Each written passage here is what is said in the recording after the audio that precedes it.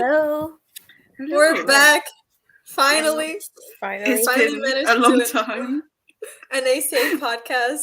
Oh my god, yes. Wait, guys. do you guys say A.C.A.? Because in my head, I say A.C.A. In my head, I say A.C.A. A.C.A. I say A.C.A. I'm like, oh yeah, the A.C.A. guys. I always say A.C.A. I don't know. Yeah, I read it as A.C.A. Am I like the only one that says it A.C.A.? Okay, all right. Okay, this is great, guys. Welcome to the A.C.A. podcast. The A.C.A. pod. See, the A.C.A. pod. I'm going to do acapella. That's all I can think of. All I can think about is Pitch Perfect. All Anyways, right. we're already on. Oh my god. Yes. Welcome, I'm so happy to be here. Yes, I missed you guys so much. How have you been? Like, Charlie, how has everything been with you? Been doing pretty good. Been doing placement with uni and prepping for an exam tomorrow and all sorts, and getting ready for the trip to San Francisco. So a lot of exciting things. Very exciting. Yeah, that's so nice. Good luck in your exam. Yeah, good luck. Thank you. And you, Alexi, how's everything? It's been good. I mean, it's just pretty much just been working. I have such an interesting life, guys. Just work. just being an adult. Just being an adult. Yeah. God, How have you been, Anna? What's going on? I've been so busy.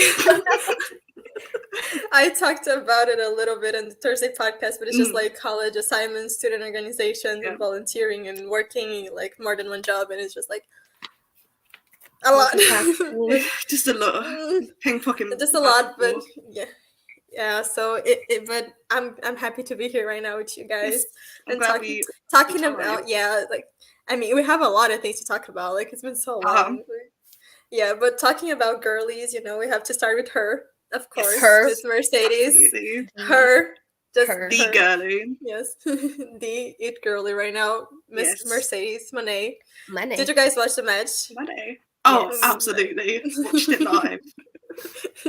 Oh my god. What do you think? Like it was amazing. That match was so good. Like it was good. I'm sorry, Charlie. You can go first. I just sorry. It's like I've watched that match a couple of times now because it just didn't feel real because it happened at like 6 a.m. for me. So I had to rewatch it a couple of days later and be like, okay, I wasn't just delirious. This was a really, really good match. She was out of the ring for 9 months? And you could really not tell at all. And obviously she's been doing a lot of training, but her and Kyrie, they had such good chemistry together. They always have. And it was just such a good first match back for her. I'm so happy for her. You, Lexi, what do you think? I thought it was a great match. Like she said, whenever it was happening, like it didn't feel real. Like I was just like, am I like it's I don't know. Like I feel like a lot of people had like set up like really high expectations for her first match back. And I feel like she like surpassed that. Like overall, it was just like a good like first match back after, being out for a few months from the ring. But I really enjoyed it. I thought they did great. Yeah, it was so good. I was super excited. I was one of the people that definitely put the expectations right up there. I was so excited for it. But the thing is, I was kind of worried at the same time. Oh my god, wait. Monty put a super chat on the screen. I just did you guys see? Yeah, it just came through. Holy shit. 150. Like thank you so much. Thanks, oh my god. Okay, pro wrestling feels like it's back from what happened in 2020. Also, have fun at Revolution. Hashtag A.C.A. section. A.C.A. section. A.C.A. section. Thank you, Far. That's so generous. Thank you so much. Thanks, Far. Oh, it's amazing. That's so Thank nice. you, Far. Hope you're having a great day. Hope you enjoy. Yes. Before we continue really quickly, if you haven't liked the video or subscribed yet, please do that. And you don't have to send super chats, but if you do, we are really grateful for it. So please feel free. Yes, thank you so much. Oh my god. Far has been holding down the Wrestle Purist Discord as well. Yes. Which if you haven't already joined, we Far is just like the MVP of it. Like so he is so good at it. Yeah. The link should be in the description of the video. If not, just hit one of us up on Twitter. We can send it to you. Yeah. Thanks. Yeah, so thank you so much, Far. Yeah, so going back, I'm sorry. I just saw the super chat and gagged immediately. No, we're going back. I was also a little bit nervous because I know Mercedes is amazing, but we only ever seen her wrestle in the WWE style. And the style with Joshi's, it's very, very different. And so I think also Kairi was a great first choice because Kairi is also used to the WWE style, so she knows how to work with that. But I loved seeing that Mercedes also, of course, in the beginning, I felt like the whole headlock thing and all of that was very reminiscent. But I feel like she managed to get out of that very well. For a first match outside of WWE was perfect. Couldn't have gone any better. It was definitely the best possible match for her to win the title. And now she's just going to go crazy. Her next match is Azumi in the beginning of April. And then after that, Mayu Iwatani, which is like the match. The money match. I saw that and immediately I thought of you. Yeah, whenever I saw it on Twitter, I was like, Anna. Like my knees, I was on the floor. Oh my god, I'm so excited for that match. And I'm really curious to see how she's going to do, especially with Azumi, like someone who never wrestled in the United States, who doesn't have that background, because then like 100% just the Stardom training. And I think she's going to do amazing against Azumi. But I'm really excited and curious. Like, what are you guys expecting from those matches and from future challenges as well? Who do you want to see Mercedes go against?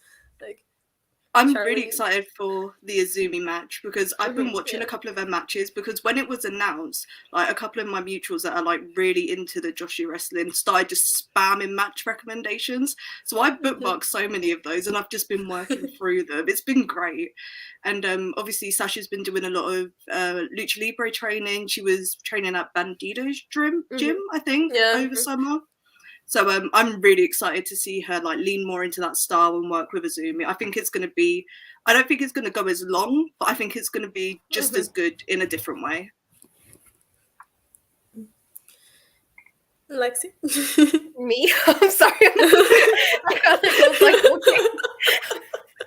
Just had him. She just like, my bad, yo. I'm just. It's okay. All right, just hold on. Give me a second. It's not even that funny. It's not even funny at all. But no, what you're saying, like, I feel like I'm just excited in general, like, just to see, like, because I don't know, like, what's in her, like, I don't remember what's in her contract, like, how many matches, like, she's supposed to wrestle and stuff. But I feel like each one, it's gonna be like a special one. Like, it's gonna be, like, you know, I don't know. Mainly for me, I'm a very big Poi girl. I would love to see her in Poi. I feel like that's a match that for me, like, I'm just like, I want to see that. Like, I don't know how, I don't know when, where, how, but just I want it. I want it. Yes. That's for me with Saya Kamitani. Like, I want to see that so bad. I am so excited. Like, for the Azumi match, I think it's such an interesting match for Sasha to have. It's really gonna put her, like, all the Lucha Libre training that she's been getting. I think she'll finally be able to fully show it. And like you said, Charlie, it's not going to be a super long match because Azumi's the high-speed champion, so she's used to have an amazing match under 10 minutes. So I think it should be probably around that time. And it's going to be amazing. It's definitely the one match besides Mayu, I think, that Mercedes has been asking for the most. Every time that she mentioned matches that she wanted to have, like, Azumi was always up there. And I just like Emin Reznov. Thank you so much for the super chat. Seated. Thank you so much. Thank you for being here. 10 Appreciate euros. You. Euros. Those are euros. Going back to that. Yes. We're doing this in a great time for people in Europe, so me and Charlie are very grateful. Yes. Usually it's like so not even close here. to midnight. It's great. Oh my god, yes, by the end of the Thursday podcast, like 3 a.m. and then Hangman just going on and on and on. And my brain is like, not there. It's not there. Yeah, so besides people in Stardom, of course, outside of the Joshi circuit, in the United States, in England, in Mexico, who do you want to see Mercedes go against? People in AEW, like, who knows?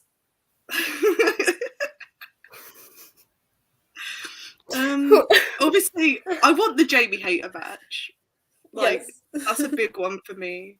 Because I just think Jamie's going to throw her around the ring and it's just going to be mad entertaining to watch them try and kick the shit out of each other. Like, who else? I'm trying to think. You got any answers off the top of your head, Lexi? Riho. Like, when Yeah. I would love to. Like, I know that's like another, Joshi, but like, Riho would be a good one too. And Shida. Oh, Emi Sakura as well. Emi. Just have her wrestle all the Joshis that are currently with AEW. Yes. And also Toni Storm, because I'm still shocked we never actually got to have that match in WWE. Yeah. So I'm so excited. This is a match that I think could be amazing. But one thing that I am worried about is that she's going to go to AEW to have a match with Saraya and Britt Baker and then leave. That's very likely. Because look, she was one of the people celebrating the Britt Baker Saraya match when they announced it. So I just saw that, like, Miss Girl, there's so many people. They're like so much better. Oh, someone in chat just said Willow. That would be really good. Oh, yes. Jade. I feel like Athena Jade as well. And Jade. Athena would go crazy. They do have chemistry, a lot of chemistry, Sasha and Athena. Yeah. And they already were able to have good matches under WWE. Yeah. So outside, that's what I was about to say. Yeah, can go crazy, insane. Trisha Dora, yes, Trisha Dora, yes. I would love to see her versus Jade, but not only because I think all the match is going to be amazing in a technical standpoint, but just the star power of both of them. That is a big money match. Yeah, just the entrances, like match of the year, just by that, I'm really excited. Maybe we're gonna get one of these matches that we talked about at Forbidden Door. Yes, it's Forbidden Door. I'm pulling Forbidden Door 2 was gonna be in June, apparently. Yeah, 26th. I'm pulling a date. Hang on, like late June, I think. Yeah, I'm pretty sure wasn't it like 24th? You are correct. 24th, last Saturday of June.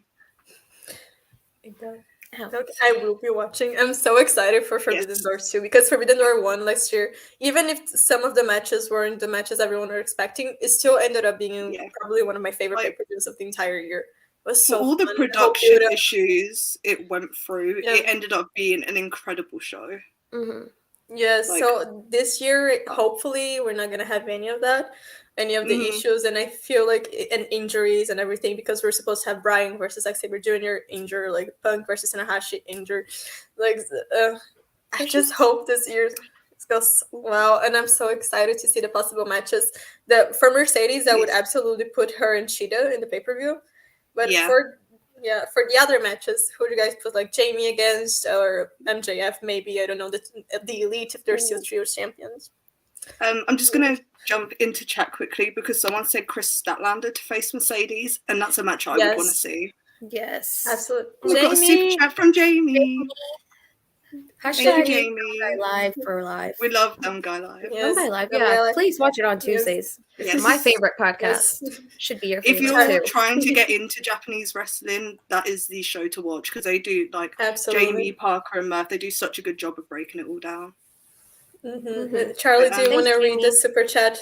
You have the accent. A.C.A. should win their AEW Trios champions. I'm glad I read that before it disappeared.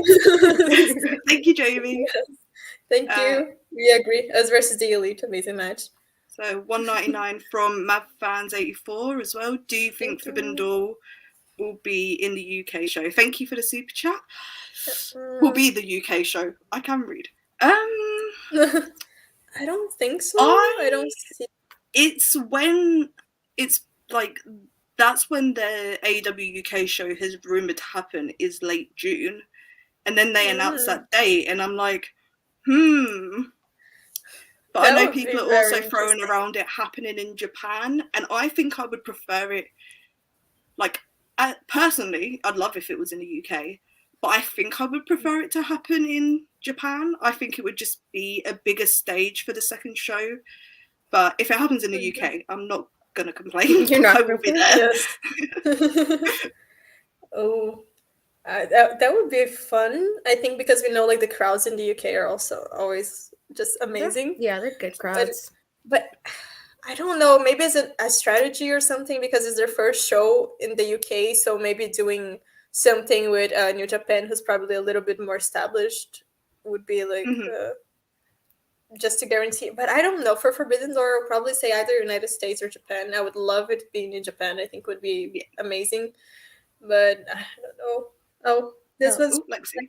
Brainbuster, thank you. Thank you. Sick Power Trip, sure, Alexia, thank you. Rest in peace, Riley. Also for talking just AEW, Mercedes versus Statlander would be fun. It would be fun. Yes. And also, Power Trip is a great freaking band.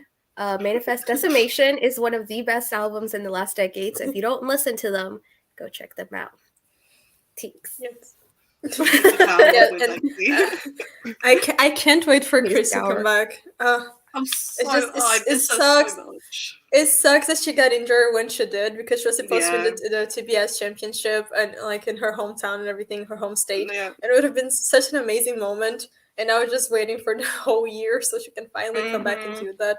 So fingers crossed. Just come back and go crazy. I miss her so much. She was such a beast. Like, and just seeing Chris, I just want to see her go against, because when she left, I don't think we had like Tony and Jamie at the position that they are right now. So I want to see her going against Jamie as a champion. Like, they would have an amazing, incredible match. I just want to see Chris going crazy, like having the push that she deserves. Yeah, so I'm super excited for that. Yes, but for Forbidden Door, like, what other matches would you guys book for that show? I feel like Brian versus Zack Sabre Jr. Yeah, I feel like that's what I have to give it. I was just about to say that like the match. That's I have to say fuck it, and I would make that the main event if I was Tony Khan. Oh, no offense. 100%. No offense, like, but there's probably going to be bigger matches in terms of, I guess, star power. But for anticipation, we've been waiting a year for this, longer, really. But like, yeah, I feel like there's only one match that if it will happen at Forbidden Door 2, I would put the match like main event for sure, and that's Kenny versus Ospreay 2. I feel like if that's a match that's gonna happen at Forbidden Door 2, then that's main event. Like, I'm sorry. I'm sorry to Brian. I'm sorry to Zack Sabre Jr. But like, then to the champions, I don't care. Like, that's the main event. Yeah. But of course, Brian and Zack Sabre Jr. Yeah. For Kenny as well, people are throwing out that he could have a match against Okada, which again I would not be upset about. Like, it would be a really fucking good match. And again, that's one that would go into the main event as well. Oh, absolutely. Heart Editing, thank you so much for the super chat for the $4.99. What are your guys' realistic expectations / matches you hope for Forbidden Door 2? Yeah, we're talking about it. Yeah, perfect time. So that's probably why Monty put it up. Thanks, Monty. Yes. Other matches that I think, like, if we're being fully realistic, we can not really know.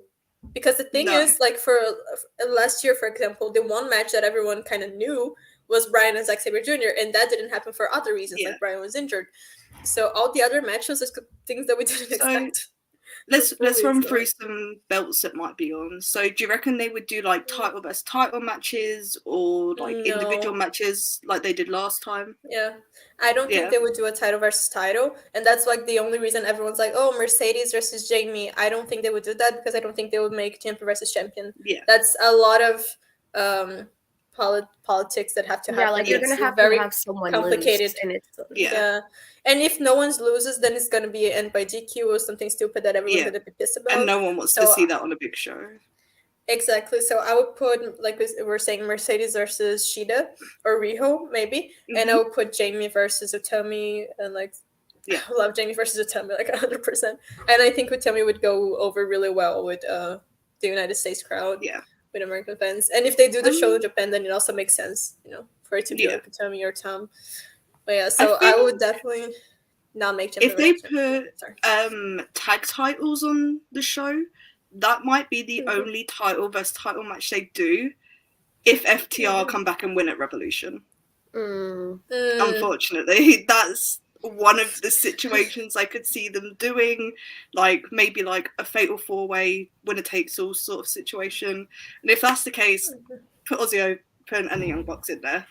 That's I was gonna say for a tag match, I would definitely try to make like a Bucks versus Aussie Open again. And if you want to put FTR there, then make it a triple threat the tag match. That would be, I guess, fine. And then, but it would be like a banger. Like, I'm sorry. Who's tag champions in Bishamon? It's Bishamon still. Yeah. I'm pretty sure, yes, yeah. Maybe it's gonna end up being Okada and Tanahashi by then. Yeah, I was about to say, because like at that. Yeah. That would be a good. Wow, wait, yeah. I was about to say that's. Maybe they wouldn't be any title versus title then, because. Yeah. Hard editing. Thank you so much for the $4.99. The rumors that started as like KW, right? Look, I would have. Because DK goes to Rusty about using Chris Statlander for her injury. I think that's what I heard. I don't know if I've ever heard that before, but I would not be surprised if Rusty didn't like Stardom, didn't like AEW. Yeah, I wouldn't be surprised at all. But I do think because of the whole thing with New Japan, and especially Mercedes, she's under New Japan, not under. I mean, she's also signed to Stardom, but she's mainly under New Japan. She's a champion in New Japan, so I do feel that she's probably. There's a high chance she's going to be in the show if she doesn't lose the title. There were also like rumors last year that Stardom like wrestlers were meant to be on Forbidden Door, but there was visa issues. I feel like I saw that floating around. I think so too. And they also had a show on the same weekend. Oh, never mind then. Yeah. So I think it was Stardom Showcase or something but I don't remember exactly, but they had that. Yeah, someone just said in chat, Omega and Riho versus Mercedes and Okada. I want that match. I want that match. You know what, I take back what I said that earlier. Make that the main event. Yes. Oh my god. We could do Omega versus Okada at another big show, or like Omega versus Ospreay. Give me that type match, please. That would be phenomenal. Just Snowspend 84. Thank you for the $1.99. I can start a AEW multi-women match at Forbidden Door. Probably I can see. Oh, that would be so good as well. Because in Stardom they're so used to doing like the faction matches. Yeah. You know, and it's a great way to book a lot of women, to showcase a lot of different women. I would definitely make like a Stardom super team, but like I don't know, like one person from each faction or something, like do a really big mix. Like usually when they do when they used to do the Stardom showcase matches in Wrestle Kingdom, they usually put together was like Saya and Tem versus Mayu and someone else. So they usually just mix everyone just mixing, just grabbing people. Yeah, you just like cherry pick like your best of the best sort of thing. Yeah, that would be so good as well. I would be super down for that because it's a great opportunity to showcase the girls to an audience that maybe don't usually watch or don't know them. And there's so many possibilities What would be the ideal 4 women from AEW and 4 from Stardom? Ooh. Okay, that's for Stardom. That's a really hard question, but for an AEW, for me, super easy. So, like, I know for one that I would really like is Willow. Yeah. Yes. Willow would really be nice. One for them. Let's make this like this team. Considering we're gonna get probably like Mercedes and Shida, and Jamie's probably gonna be defending her title. Like I don't think they would do 3 women's matches in the same show. But let's go off this. Yeah, let's go off this principle. If they're doing this, who would be the 4 women from AEW? Like, I don't like demoting matches to like a buy-in or like the 0 hour or anything. But doing an 8-man, like an 8-woman tag on the buy-in would be a really good way to get people to tune in. Yeah, that is true. That would be really good. But I think without Jamie and Shida, without Tony, of course, Tony. Yeah. Statlander, probably. If Chris is back by then, yes, of course. And maybe I would say maybe Riho or Athena. Yeah. And in reality, it's gonna be like Britt, Saraya. I know. Like we're like thinking about like, oh, such a great team, and it's probably just gonna be Saraya. It's gonna be Britt. Saraya deep. Not that she's a bad wrestler, but this is not something I want to see in the match. From Stardom, Jade, good shout too. From Stardom, I would definitely put Mayu there. I'll put Saya. But Saya is just a personal for me, you know. Julia, if you could put Julia there as well, like Starlight Kid. There's I would have put everyone. It's like the whole Stardom roster versus 2 versus 4. It's like that Monday Night Raw graphic, like Cena and Randy Orton versus the Rock. my god, just the entire Stardom roster. What we're gonna do when we watch Britt Baker pin Julia, like, let's do. Oh my god! But thinking purely like the Stardom wrestlers that I think would go over best with fans in the United States, I'll probably say Julia is definitely up there. Tem as well. I think Tem would go over pretty well. Yeah. Who else? Mayu, of course, is just like Mayu. She's always gonna go, and Starlight Kid. I would say those are the ones that I think have like, or Momo as well, but those are the ones I think have the best potential to go over with United States, or Azumi, of course. Oh yeah. So they would impress a lot of people. Mina Shirakawa also 100%. Yeah. I'm just excited to see if they use Stardom in this show or not. I really want to see Jamie going against some Stardom people again, because she's grown so much since she left Stardom. And the girls that she was with at Stardom at the time also like grew up so much, especially with Tamiya. I want to see them run that back again. Yeah. So I'm so excited. But for the men's matches, I literally cannot predict. I feel like it's so unpredictable. Orange Cassidy again. Yeah. Yeah. Oh my Orange god, Cassidy. If he's still got the All Atlantic belt. Who from New Japan? Would I want him to get it? Would you have it like as Naito. Naito? I was just to say, would you have it as like a singles match or like in match? We could do. We can do a little faction match: Best Friends versus Los Ingobernables. I feel like that would be like a nice. That'd be so fun. That would be like a really fun match. Yeah. I just want to see Orange Cassidy and Naito doing their poses at the same time. Yeah. You know. Oh yeah, that'd be Naito and Orange Cassidy in the same ring would be I'm down for that. TK, book it, please. What's that? I've got that in my head now. So. Book it. Who else? Darby versus Hiromu. I feel like that would be a lot of fun. That would be a good one. A really fun match. Just trying to kill themselves all the time. Just to say. Like. You wouldn't even have to throw a stipulation on it. They would just go crazy. I mean, you could also like, instead of having like Darby and Hiromu, you could do like Darby and Sting versus like. Yeah. I was gonna say that Sting is definitely gonna be on the card. Yeah. Oh yeah. 100%. And of course, we're gonna have the classic Ed Kingston match in the. I was gonna say Eddie's the one that I was just about to ask about. Yeah, versus an old guy, which is gonna be amazing. We know that. Yeah. The thing about Forbidden Door that made it so fun last year for me was that it was really unpredictable, and a lot of the matches, when they first made the matches, everyone was like, "Oh, this wasn't what we were expecting," but they still ended up being amazing. They still delivered. So like, okay, that's fine. So Bullet Club versus Dudes with Attitudes was so random, but that's like one of my favorite matches of the year. Like seeing the Bucks team up with ELP was just a fever dream. That was such a what time to be alive. That was incredible. And just to think like Dudes with Attitude, just like Sting just jumping off like the ramp right at the beginning onto it. Oh my god! Yeah, so I'm excited because it. Yeah, it was such a good pay-per-view. It was so good.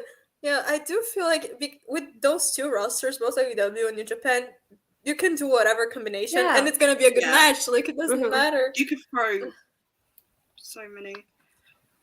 Yeah. Do you do the Elite versus United Empire again, but as an 8-man? And for the title, like. Oh yeah, if they've still got the titles, but like if Hangman's back with them at that point, do you do the 8-man tag? Who would you put in United Empire besides Ospreay and Aussie Open? I'm trying to think of Cobb. Jeff Cobb. Yeah. Cobb. I was like running through the members in my head. Fuck it, throw Gideon Grey in there because that would be fucking hilarious. Yeah, just Gideon Grey. Just Gideon Grey versus the Elite. Oh my god! Ooh, I want to see Gideon Grey versus Brendan Cutler. Like, Great O'Khan is another good shout. Oh my god, Gideon Grey and Brendan Cutler. Yeah, you just have them go. Wow. Them doing That's the main event. The main event. It's the main event of my heart. Francesco Akira is another good shout. Anyone but TJP. Yeah. Again, not about it's just not for me. It's alright. It's alright. Unless they defend the Super Junior, I forget what those belts are called, but you know what I mean. The Junior Super Weights. Something. Junior something. Yeah. If they don't end up doing like Ospreay and Omega again, I would probably put Ospreay and Aussie Open versus House of Black or Elite. Okay. But I do think it's very, very likely that they're gonna do Ospreay and Omega. Sounds beast. No, yeah. Okay. Mark Davis in the ring. Wait. Yeah. I've been dying for this match to happen for so long. I literally made it I've talked about it for so long. I literally tweeted like so many freaking like random like indies. I'm like, when are you guys going to book for this? Is anyone going to book Mark Davis versus Brody King? Because that's a money match right there. PW. God, I need that. The tag title again. Oh my god. No, I do feel that all the members would complement each other so well. Like, I would love to see, for example, Buddy Matthews versus Kyle Fletcher, or Mark Davis versus Brody King, and Malachi versus Ospreay. I just now, look. Of course, I want the Elite to still be champions, but I wouldn't be mad with this match, like, at all. Yeah. There's I feel like we need to revisit this conversation on a future episode. Post Revolution to see what what the changes.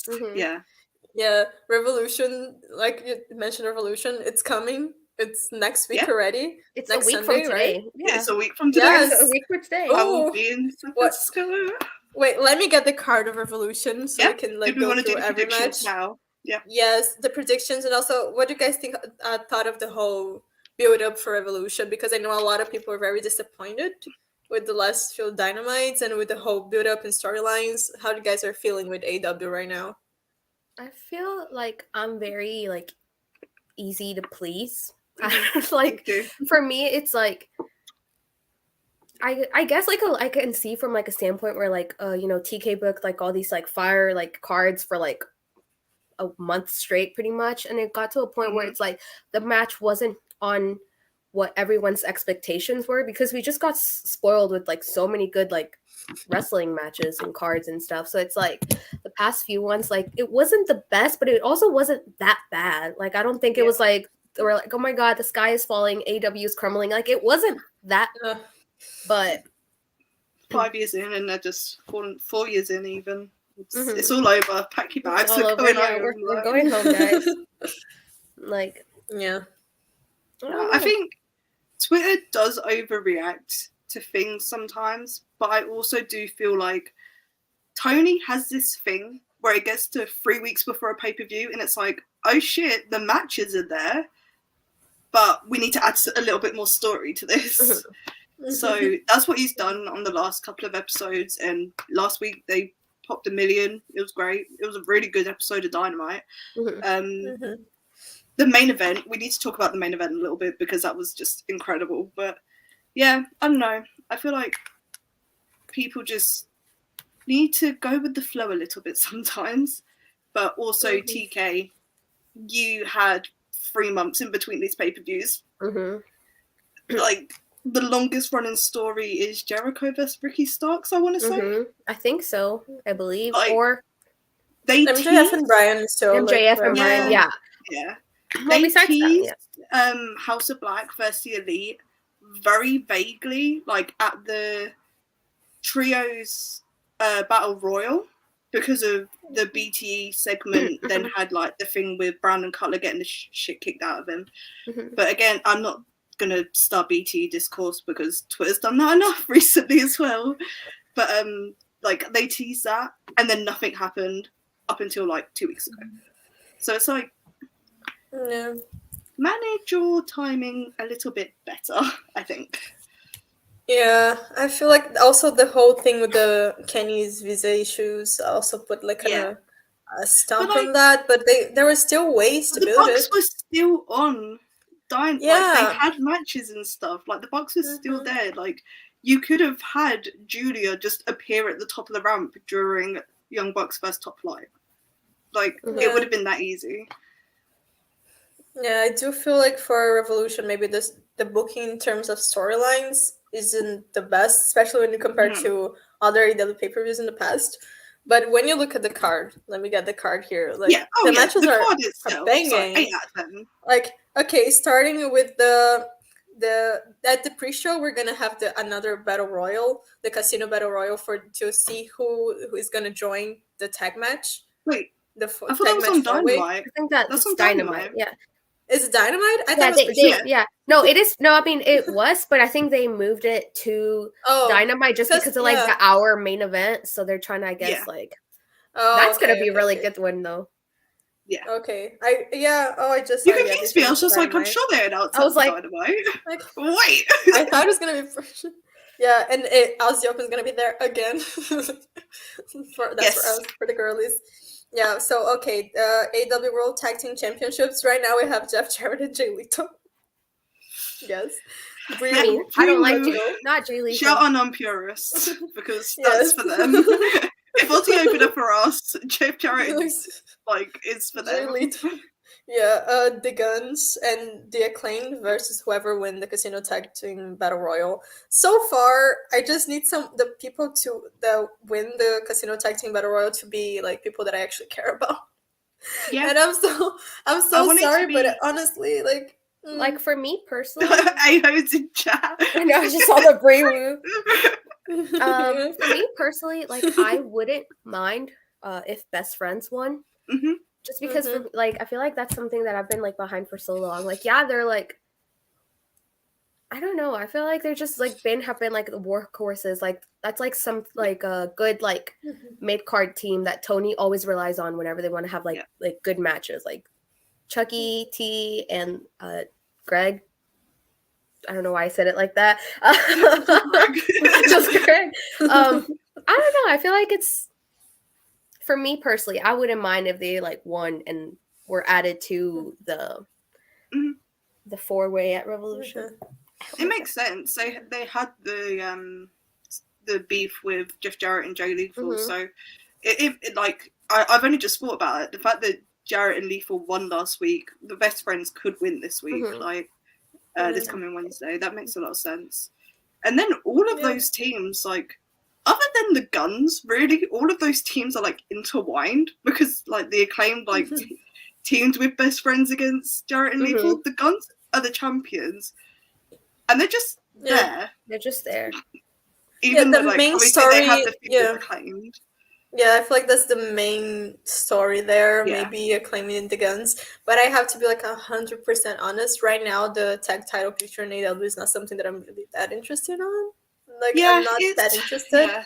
Like the Guns, sure. The Acclaimed, like okay, I like them, but at the same time, I don't want to see them as champions again. And Jeff Jarrett and Jay Lethal just what are you gonna do? I wish Jeff Jarrett could be a 1-man tag team champion. Yeah. Why is it so gotta much be better? Jay Lethal? Why do I have to suffer through Jay Lethal to watch Jeff Jarrett? Any ex-TNA guy. And it probably would have been more entertaining than Jay Lethal. And he's a good professional wrestler. He has really solid matches. He's a veteran. All the respect to him. No interest to me. He's so boring. Yeah, I personally do not care about this match. I think it's really going to depend on the last team that gets added for me to fully care about this match.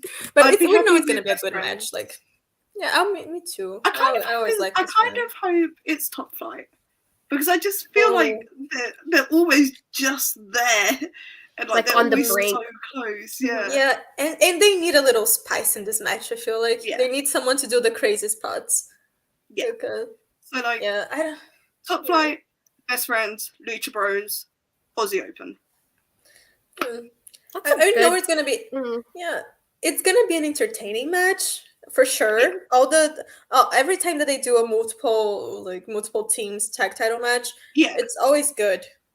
No, 100%. But of course, the other times was like Young Bucks, Red Dragon, so like the quality. Yeah, the 2022. Triple Threat. I was going to say Fatal 3-Way, that's not correct. But that match was really fucking good. That was amazing, yeah. So we know it's going to be entertaining no matter what, but I don't know with these teams what I really think about it. Okay, after that, we have I think Jared being in the match is funny. Please do not put the belts on them. Please. I'm begging. I wouldn't be surprised. The thing is, like, I wouldn't be surprised. And that's the thing I'm worried about. We didn't talk about the elephant in the room. Are FTR coming back on Wednesday?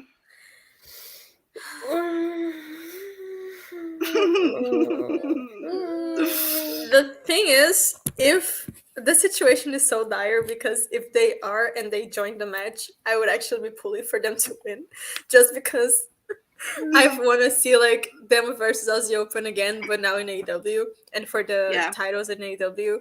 I feel like it's kind of robbed of that. Yeah, exactly. Like I feel like I feel so. Thank God Hangman isn't here. But and he can never know this. Like if you say I'm gonna gaslight him, like I feel like I'm more interested in watching FTR matches than any of the other teams in this match. That's fair. I feel gross just saying that, but like yeah, it's just no. Tony Khan, where the fuck are Moxley machine guns? Yes. Yeah. Oh my God. Yes. Save us. No. Please. Like, it's not fair that I had to sit through a Jay Lethal match last year so I could watch Motor City Machine Guns in freaking AEW. Like, I get it. I get the sentiment, backstory, everything, like the history that they have, but I just have beef with Jay Lethal. I don't know. He's a good wrestler. Don't get me wrong, but I just... Yeah. Like, the Bucks and Alex Shelley and Chris Sabin are basically like begging for the match on Twitter. They keep interacting all the time. It's like, why haven't we booked it? We need to free them from the Nashville warehouse. Yeah, I'm just gonna Sabin on a contract. Yeah, Alex Shelley is. I'm just gonna make it clear, guys, because I do not support FTR. I do not support. I'm not an FTR stan. The main reason why I want to see FTR winning the titles is that so I can watch them lose to Aussie Open. And so Aussie Open is officially of Elite. That's my thought process. This is literally all I want. Okay, there's no don't come for me. Find the remote. Find the remote. I want to watch them win so I can watch them lose. That's like my whole motivation. Like you've got to take L's to get to the top. Like that's what was happening. Exactly. It's a small price to pay. Exactly, it's gonna be worth it in the end. When you get that Aussie Open is our Elite graphic, it's gonna be worth it. So, yeah. And talking about Aussie Open, like we're gonna take a little detour from Revolution to talk about Aussie Open versus. I was gonna say, should we finish the Revolution card first? I feel like we're bouncing. Oh my God, I'm sorry. I feel like we're talking about Aussie Open, and I just need to talk. I know it's like. Okay, no, let's do it. Let's talk about Aussie Open. That's why we're here. Can go let's back be to real. This is why we're here. Let's be realistic. We saw the match against the Bucks. Like, okay, we need a podcast this week.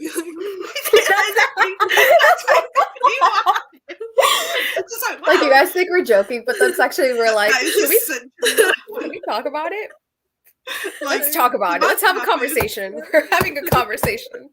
I messaged our group chat on Saturday or like Friday night, like just after the match. I was like, "Should we do a podcast this week?" And we finally all had the free time, so. Yes. Aussie Open. Carl Fletcher, Mark Davis. Aussie. Aussie.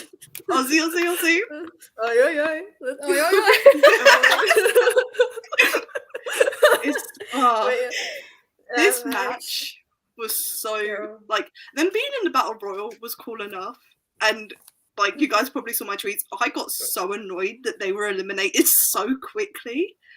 And then literally 6 minutes later, they announced that match. And I was like, what the fuck? Because this is a match I have been wanting for so long. And it happened on a Rampage. And it's like... That was for us, though. Like, it was so for us. And, like, the match itself, I didn't think it would be possible for it to, like, exceed my expectations. Because, like, went into it already anticipating like an incredible match, And I feel like it was an incredible match, but I feel like they were holding back a little bit. And I feel like there's going to be more to come. And I'm just really excited about it. What did you guys think? Lexi?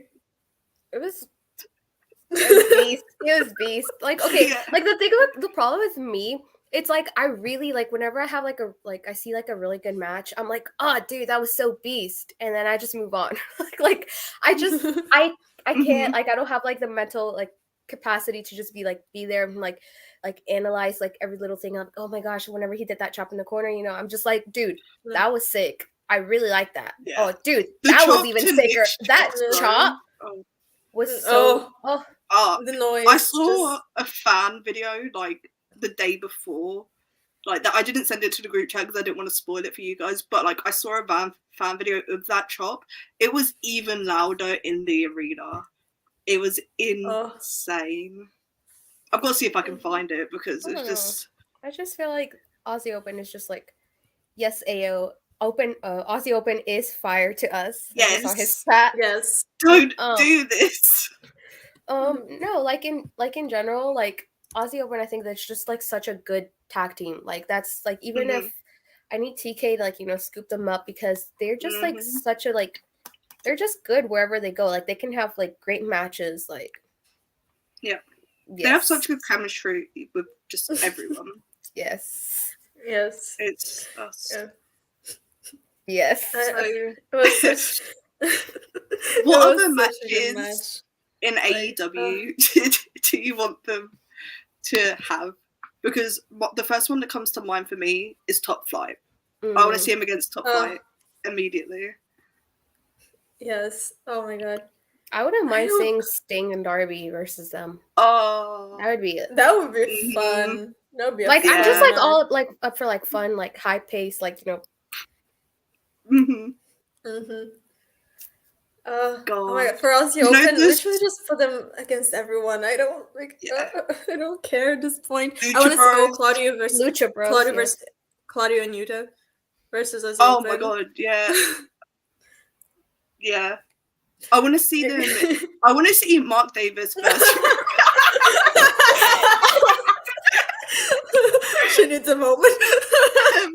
I want to see Mark Davis versus Wish in a singles match. Oh my god! Because I think they would just beat the shit out of each other. Yeah, that would be so good. Also, like, Mark Davis just against Mark Davis against Samoa Joe. Yeah. Yeah. Yes. God, I want that match now. Yeah. I was thinking about it the other day. I think I tweeted it. I think I tweeted that I wanted them to interact in the Battle Royal, and I think they did a little bit, but not enough. Dude, that Jeff Jarrett and Mark Davis interaction, like in the little corner of the screen, I was like zooming in. I was like, that's for me. Oh my god, yeah, they're Davis so was good. Great on Rampage. That is very true. He was great. Yeah, shout out to them. Great match. Shout out Aussie Open. Honestly, they're so good, and I'm so happy to see like because I was watching those men wrestle in just like a fucking storage room in Australia. It doesn't look like a high school gymnasium kind of thing, and the ring it sounded like it was made of metal, and I was just watching those matches, and now finally seeing them in Japan and AEW just makes me so fucking happy. Yes, wait, I forget how to do it every time. I usually go like this, and then I always have to stop and think like, wait. I'm just so excited. I cannot wait to see them go against more people in AEW. I do hope that's something that's in their future as well. The Bucks match is going to be like one of my favorite matches for a long time because it was just like so special to me. Yeah. Oh my god, Darren Walker. Hello. Thank you so much for the £5. Hello to everyone. I had no idea you won tonight. Yeah, I should probably promote more. Yeah, I promise we'll get better. Guys, we suck at promoting, every but Sunday? Not every Sunday, not every week, but we're gonna try like the most that we can for sure. Yeah. yes. At least once a month going forward. The very least, yeah. Hopefully more than that. Next week we won't be doing one because me and Lexi will be at Revolution, so can't really do a podcast. But the week after that, like maybe if we we'll work out the figure out our logistics, schedules and then we'll put out tweets in put advance. Our tweet notifications Better. on. Don't put my tweet notifications on. I tweet a lot, but yeah, and it will be in the Discord. Join the Discord. Yes. Adrian, thank you so much for the $4.99. Aussie Open versus the Velocities is one of the best indie matches in the past couple of years. Oh my, that match is fucking amazing. So it's good. On YouTube, guys. If you haven't watched Aussie Open versus the Velocities, PAWA Black Label, I think is the name of the show. Like it's on YouTube. It's fucking phenomenal. Shout out to future world champs A.C.A. Thank you. United Empire versus A.C.A. Yes, I'm down. It's okay, guys. We'll get it. We'll trio champs. Yes. Watch Aussie Open versus the Velocities. Pretty good. This is an amazing recommendation, by the way. Like, if you guys haven't watched, put it on your list. It's one of my favorite tag matches I've ever seen. Like, for sure. Mark Davis had a singles match against Walter. Yeah. Why did I say it with your accent? I said Walter. Whoa. Walter. Where did that come from? Whoa. Watch that match as well. If you're like just getting into Aussie Open, like watch their tag matches, but also watch some of their singles matches because they work incredibly well in both of them, and you can just see how much they've improved. It's like it's great. It's great. Yes, so happy, so excited for them and for the future. Yeah, so going back to Revolution because it just left a detour. Like, is our brain cell? We're just like, yeah. We've been like waiting to talk about that and talk about them at length for a while. We had to do it. Yes, we were so excited for that. But yes, going back to the Revolution card, we have Ricky Starks versus Chris Jericho. That it was everyone is banned from ringside. Now it's JAS is banned from ringside, so people are speculating something might happen. When Ricky Starks did the whole contract bit in the ring, I think he only said JAS because I think I mentioned I said it in a group chat or tweeted it or something. So someone else is going to get involved. But yeah, I'm mad. This match will be good. I think. Like I love Jericho. Ricky Starks. I just hope it actually finishes the rivalry. Like I'm done with the Jericho's like 6 months, 8 months rivalries. Like let's move on. You know, people keep saying that Action Andretti is going to turn on him, and this is exactly why I don't want Action Andretti to turn on him because it's going to result in the feud being like 2 months longer. And Jericho is great, one of the greatest of all time. Ocho, word to Chris, he does his little Jericho rant on Amperis on Fridays. Make sure you watch. But I don't need Jericho versus Ricky Starks to be a 3-match series. Yeah. Just dead it at Revolution. Have a clean winner. If people get involved, Ricky, just don't do it again because I don't want this feud to go on forever. Exactly. I'm just ready to see like the feud ending already. And we can see Ricky going to other stuff and Jericho and JS going to another target, another victim. So I just think I really hope it's done Ricky's development as like the top babyface. It seems like they're trying to push him as. I don't want him stuck here for his own sake. No. Plus, like for me personally, I feel like but that's how I see it. I feel like it's, I don't know, maybe it's just me, but I feel like it's like way too early still to like turn Action like heel, you know, immediately like give him a little bit. He got so over. I was there at that show whenever he like pinned Jericho, and he was like I don't know, like the crowd got behind him so easily, but that's also because Jericho like, you know, helped out a lot too. But it's just, I don't know, I feel like it's just too soon to just like not even give him that like that chance to like grow and like develop his character a little bit more before, like, turning him heel, then having to, like, develop it and everything. I don't know. It's just, I think it's silly. Yeah. Let him fully flesh himself out as a babyface, and, like, because the crowd loves him, and he's, like, got that style of wrestling that the crowd really gets into anyways. So, like, I think, like, just have him do the singles matches, like, get him over as a babyface. You want to do a heel turn eventually? Like, everyone turns heel eventually. Yeah. Most people really do. But, I don't know, I just feel like the position he's in right now, and, like, the momentum he's getting behind himself, I think they would just undercut him with a heel turn.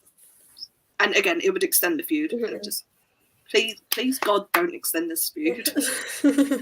Yeah, and I don't know. I do feel like JS is already so full that even people who are already there don't get as much attention anymore. Like maybe like Garcia and Sammy, and I'm still pissed. I still defend that Garcia should have left JS, but that's just me. I digress. So Far. Oh God, thank you so much, Far, for the $5. Ready for Paul instead of Action Andrade. He got Jerry Schultz rated. Is that's that real? Actually, I saw that on Twitter. Let's hope that Paul White and Jericho are hosting a podcast and they're calling it a show, because please God, do not do that. Tony Khan, I am begging you. We do not need that throwback. I promise. It's okay. God. That's objectively so funny though. Like, that's it's just hilarious. Troll booking, like the most trollish booking ever. Like, you could have anyone. You choose Paul White. Oh my God. Jerry Show. No. Please God, just a new podcast or a talk show segment on the show. Whatever that can avoid this. That is peak sports entertainment. Jeez. It really is. It really is. Shout out to Jericho for doing the pen click on Dynamite. That was. I love that. I don't even have a pen. You just made. It's a makeup brush. Do I have a pen? Yes. I've got a coffee pen. I have a glass. Yes. Yeah. Yeah. No. The next match then it's Samoa Joe versus Wardlow, which did we even give a prediction for that match? Oh no, we just complained. I know. We just talked about it. I think honestly, the prediction is literally like we hope Jericho doesn't win. Essentially, it's like I need Ricky Starks to win clean.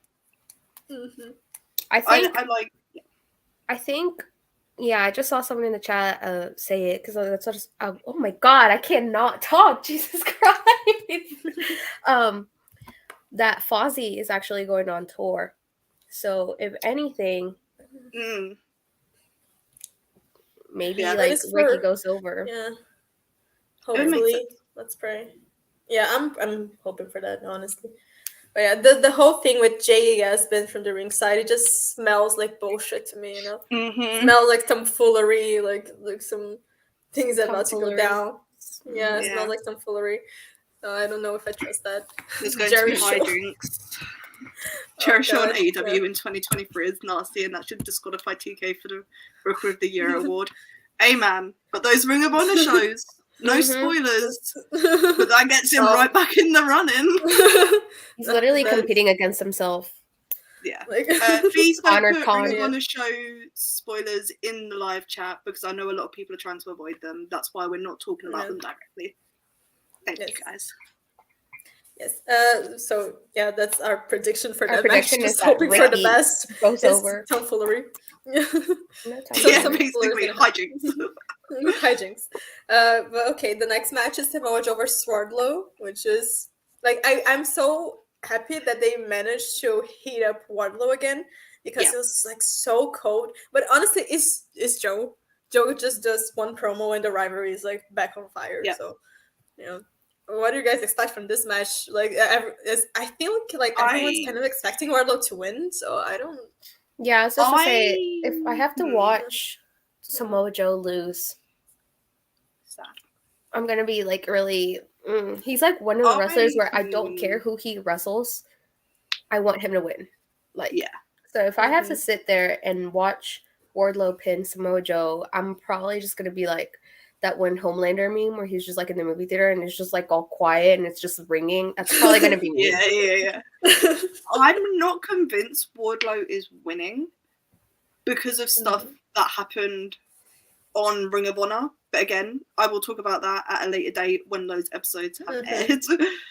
But I think this match is going to be like 6-7 minutes long. It's just going to be a sprint, big move, finisher, false finish, finisher, pin.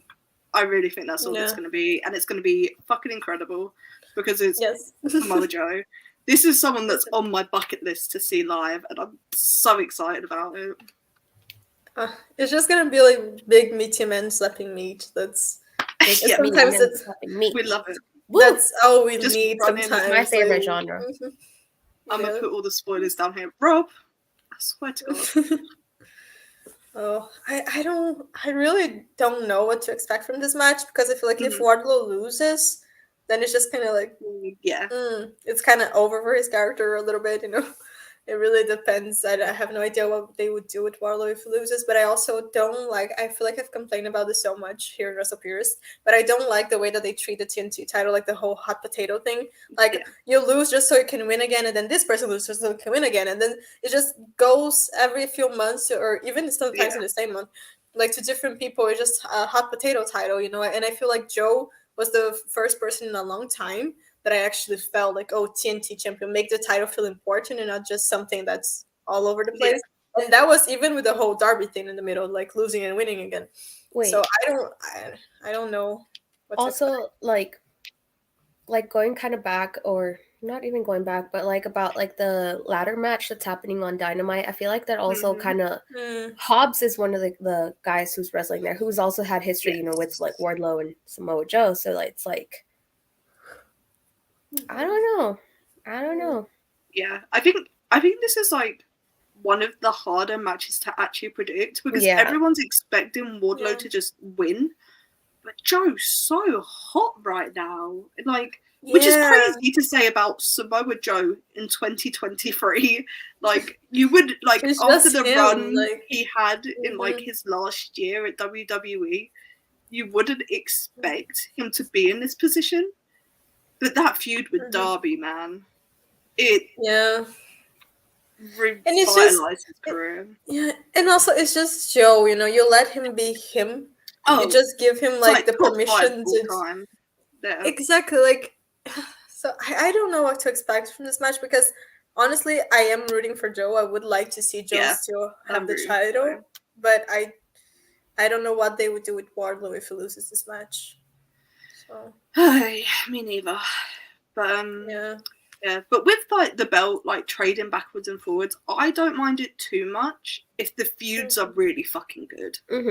Like so, I didn't mind it with like Darby and Joe because the matches were all just But when they did it with like Sammy Guevara, even it was and like, Circus Kai, the story was so bad. Like.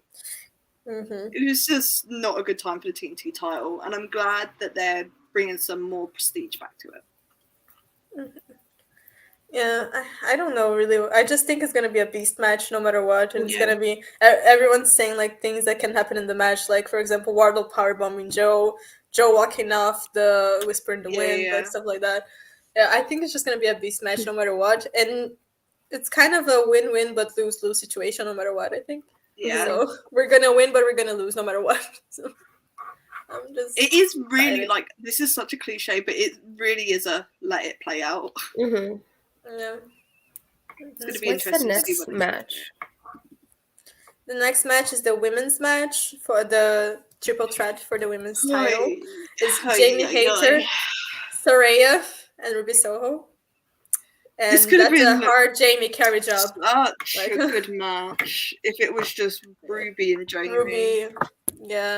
Jamie and Ruby are gonna carry a lot. I am terrified of Tony Khan putting the belt on Saraya so Jamie can win it again in the UK. I am terrified that that's why she's in this match.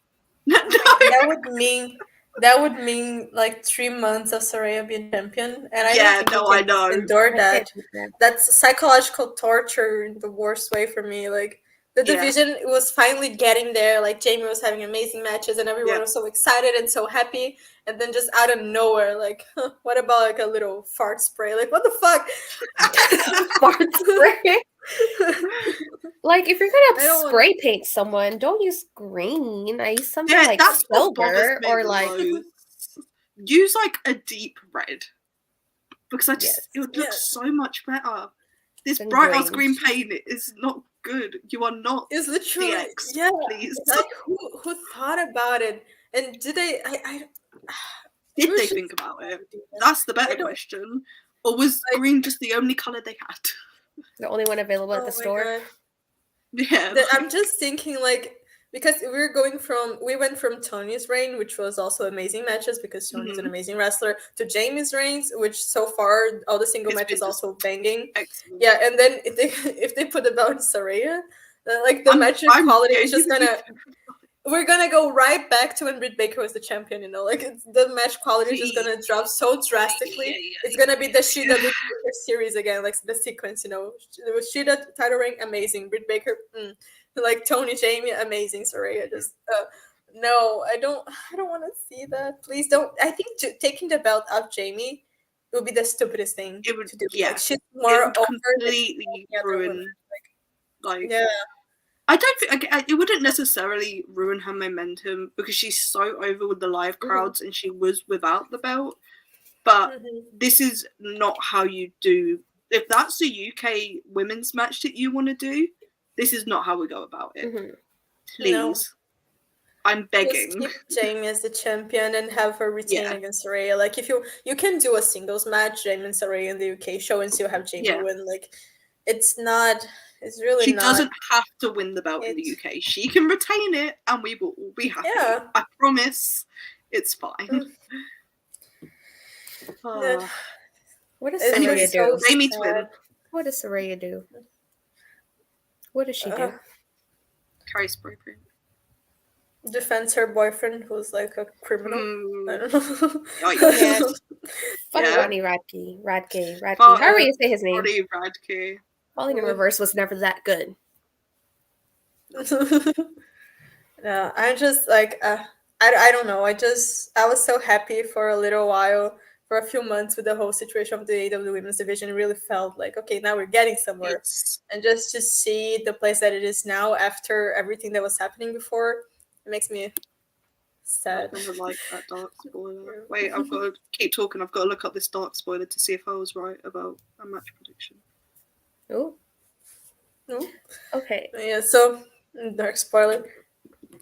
Okay. But yeah, the women's match, just praying, hoping that Jamie retains, and that's all that there really is to that. Send it in the group chat. I'm scared. That's not what I thought it was gonna be, but... Okay. So what was the next match? I'm trying to no sell it so I don't start freaking out myself. Okay. AEW World. It's gonna be nothing to you guys, by the way. This is a me match. Okay. But what was that? Still, the trios match. It's Elite versus House of Black. Oh. That's also the same thing for me as Samoa Joe and Wardlow is a win-win, but it's also a lose-lose. Because I don't want the Elite to lose this soon. But also House of Black losing, it doesn't sound right. And it's just like, I don't know what the fuck. I don't know. All right, Cheetown Spurs. $5. Thank you. From like October to mid-January, the women's division was cooking. Really hope they don't throw it away. Yes. Yeah. It was so good for a little while there.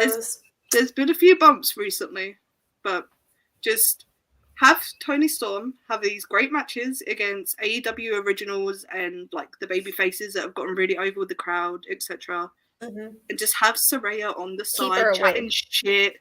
Have her smack them around when they're like on the ropes or whatever when the rest distracted. Spray paint the signs. That's like fine. Keep her like it's undeniable that she's an attraction, and you're gonna have to do big matches, like special matches with her, like every few months, unfortunately. But just keep it to that. We don't need to see her having matches on Dynamites that are just random Dynamites. No, I'm so excited for Tony and Riho, but just knowing that Saray is probably going to do some bullshit as well, it gets me a little bit less excited, which is weird because it's literally Tony and Riho, so it's a fucking banger.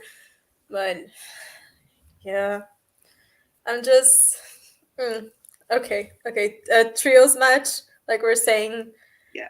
What do you think? Like, because we're all Elite girlies, but I think we're also all House of Black girlies. Yeah. So it's a very, like I say, win-win, lose-lose. We're gonna be sad either way. We're gonna be happy either way. So I don't really know what to expect from this match. I'm like, it's gonna be the match of the night for sure, no doubt. But like, 100%. Yeah. Listen, I change my mind every time I think about it on who's gonna win this. So I've just stopped thinking about it because it hurts my brain a little bit. Realistically, House of Black need to win. But also, having the Elite drop the belts on the first pay-per-view defense when they just went through a literal war to get them from Death Triangle feels like a disservice to the division and what they're trying to build there. So I wouldn't do a fucked finish personally because I don't like interferences, but it kind of feels like they're booked into a corner with this one. Match excitement aside, when you look at it from a booking standpoint, where do you put? Where do you go from now? Yeah, where do you go from there? Yeah. Like personally, I know everyone on that I see on the timeline and stuff has been like, oh, Kenny versus Buddy was right there. Why didn't you book it and stuff? I know everyone's excited about that interaction, but for me personally, I'm really excited to see that Kenny and Brody King, or just Nick and Brody, just because the possibility of just Brody just throwing them like rag dolls and stuff. It's just I think he's such a beast. So it's I don't know, but you are right. I don't know where do they go from here. If the Elite win, who's next? House of Black wins. Who are they gonna feud with? What happens from now on? What's gonna happen in a month, next month? I didn't even really think about that until now that you mentioned it. I just feel like the mistake was booking this match this early on, the Elite title reign. Yeah. This because for me, it's so clear, okay, the Elite has to lose the titles to the House of Black, but at the same time, after everything they've been through, winning the titles and then having to vacate the titles and then coming back after months, going through a best of 7 to win the titles again, just having them lose in the first defense and not giving us the full title reign that we expected from the Elite, that we wanted to see since they first won the title, months back, it just doesn't seem fair and doesn't seem like a good idea, but also booking House of Black to lose again also doesn't seem like a good idea. They should have pushed this match back. I really think that, because what I think was meant to happen is they win the belts at All Out and they hold them to Revolution and drop them here. And I think they stuck with the match that they had penciled in for Revolution, if they even booked this far ahead. I don't know, I'm not Tony Khan. But they should have pushed this back and done it on either a special Dynamite or Double or Nothing or whatever, and have them drop the belts there. Because the build hasn't been great. Personally, barely existence. Yeah.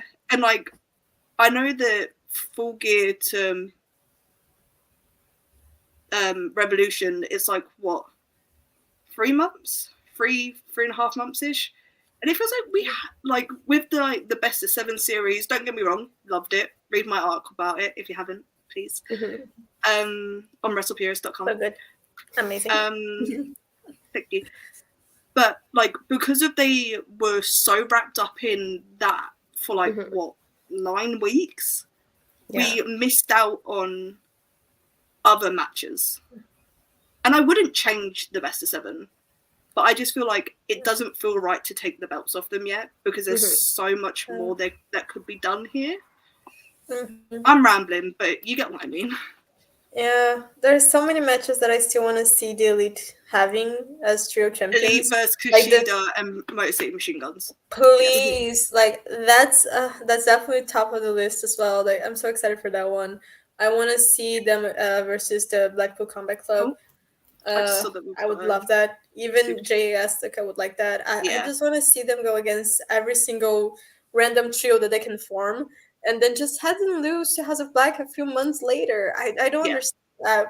Look, I saw someone saying in the chat, you gotta trust the process. This is one of those matches you just gotta trust the booking and trust that it's gonna be for the best. But at the same time, it doesn't seem like there's a way out for the situation that is gonna make everyone happy 100%. Either way, we're gonna be sad. Either way, we're gonna be happy, and it's just gonna be what's gonna be. I guess still banger match. Carry On My Wayward Son live. I'm just really glad that I'm gonna get to hear it. It's I need anyone that knows me knows how special it is for me to finally see these guys live. So I'm excited. I'm so excited. Yes, you deserve it for sure. Like, I mean, if you talk to the Bucks, maybe like you can even meet them. Like, who knows? Everyone starts tweeting the Bucks, like saying the chart is gonna be in the show. Like everyone, just go tag them. Okay. Should we do read the super chat? Yes. Yes. Thank you. Thanks, Darren. Darren. Thank you so much. What do you guys do with Jade? Because no match for pay-per-view yet, or no big feud coming up? Depends. They really just kind of do you do with Jade? Yeah, I feel since the plan was originally to make her lose to Chris, when Chris got injured, they kind of just paused her title reign. It feels like for me. Yeah. They just put the whole thing like in a pause, kind of waiting for Chris to come back or waiting for someone else to get to the level that they could take the title of her. But that kind of didn't really happen. I feel like if there was someone besides Chris that could take the title, it would probably have been Willow or maybe Shida. But like now Willow lost again and Shida now involved with other stuff. So I don't see anyone in this point that could take the title except for Chris. So I do feel that they're in a situation that they're just waiting for Chris to come back, or like Trishadora, maybe she shows up. I don't know, but like they're just kind of waiting for someone because no one who's in the roster now seems like they just haven't built up like the anyone really to make it seem like a possible threat to Jade. Because I feel like all the matches that she's had lately, like, or not even lately, but like they've just been kind of like squash matches, she hasn't had like the I want to see her against somebody and like go in like I just like lost my train of thought halfway through. But like I just want to see her in general, like have matches with like that. The one thing that's always kind of been like kind of I guess like a little pet peeve of mine is how she's like so separated from the rest of the women's roster. Like you have her doing her own thing, but you're also not building up other stars that are in that roster stuff to be like potential like threats and stuff like that could be matched like up to her level, and and you having like all the other like bigger like women like Britt, Tony, James Ray like separate from her, so it's like they're not putting like that same amount of like that's I don't know, that's just always been like a little pet peeve of mine. Seem like two different companies sometimes. But I do feel they're kind of just waiting for someone to show up to finish her title reign. And right now it's do you just do an open challenge at this point and have a shock win? Like, do you end her reign like that? Like I'm still like, okay, I understand waiting for Chris because I feel like I would do that as well. Because Chris winning the title is the right move, is the way to go. But it's not because you're waiting for someone to come back that the title has to be still and it has to be on cruise control. You can have big feuds. You can build up people that you think, oh, maybe this is the person who's gonna take the title off Jade. Oh, maybe this is the person. Like, you can build that while still saving that for Chris. And I just don't.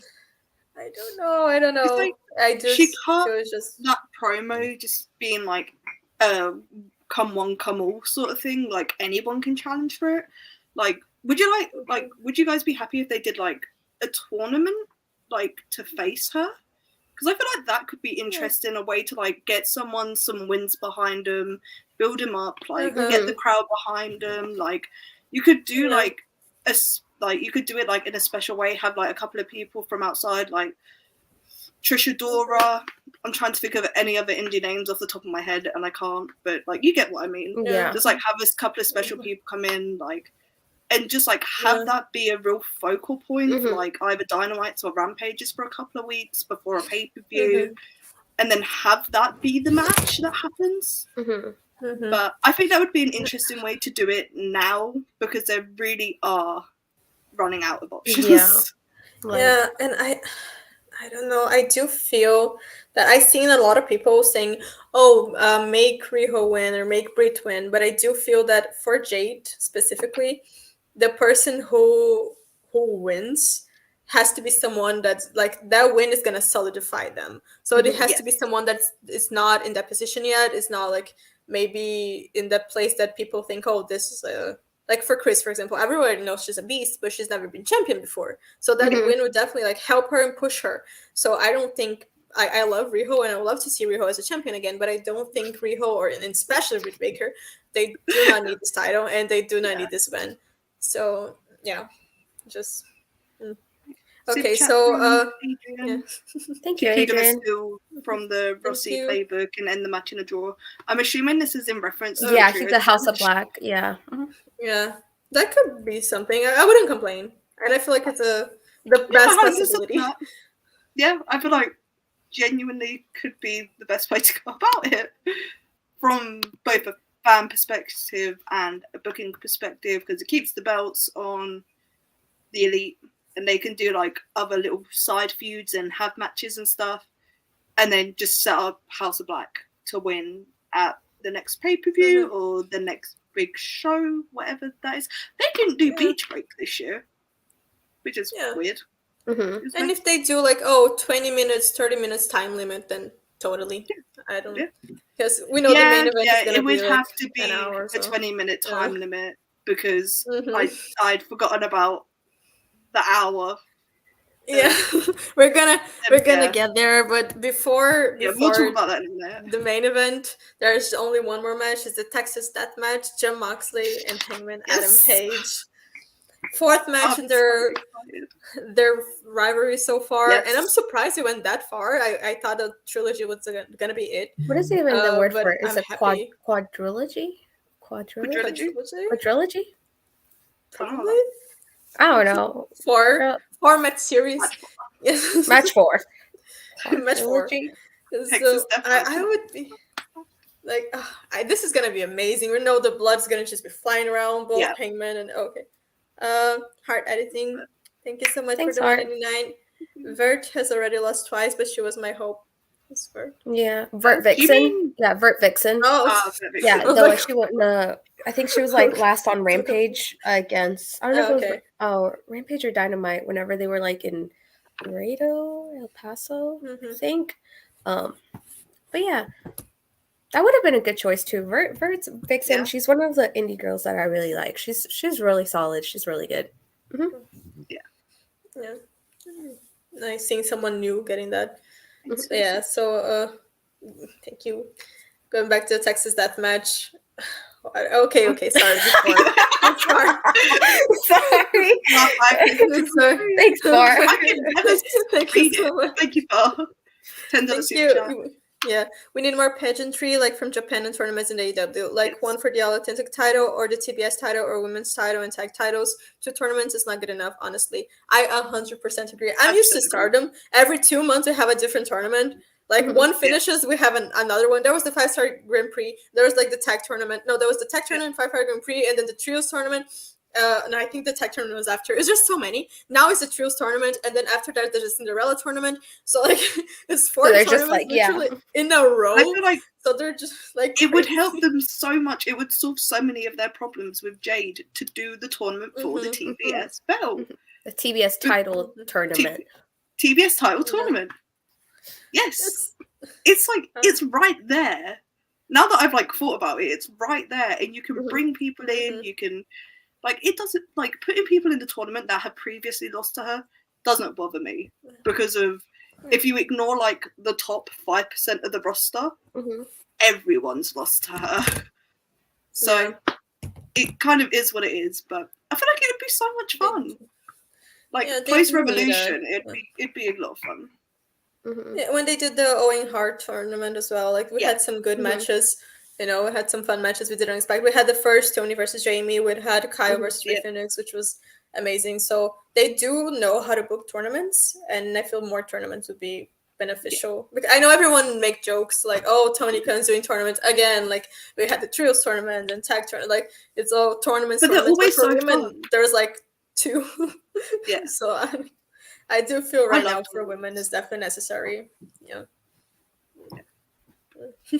Yeah, people complain so much about Tony doing like a shit ton of tournaments that he just stopped.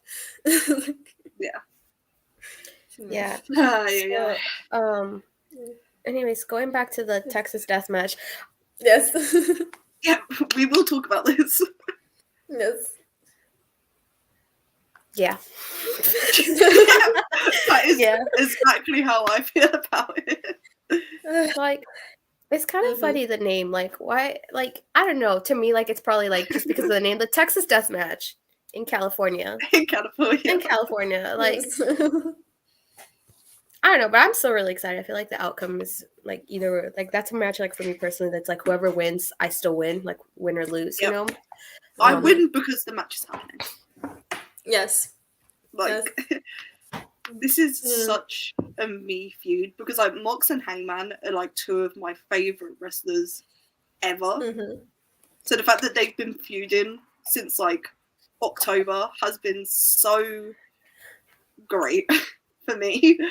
And like all the matches have banged, like, yes. Like, and everyone's just been like talking about Texas Death Match to finish, and then they finally announced it because they really waited. They really kept it. They just, but I'm really excited for this one. It's gonna be a bang. Yeah, this match is definitely gonna, because we're talking about Elite and House of Black match of the night, but this is also like crazy potential. We just know it's gonna be so bloody and so magnificent. It's gonna be beautiful. Like they're just gonna find creative ways to try to kill themselves and each other, and we're gonna be there like let's fucking go, like so excited. Gonna be going insane. The bearded baron, thank you so much. 2 pounds.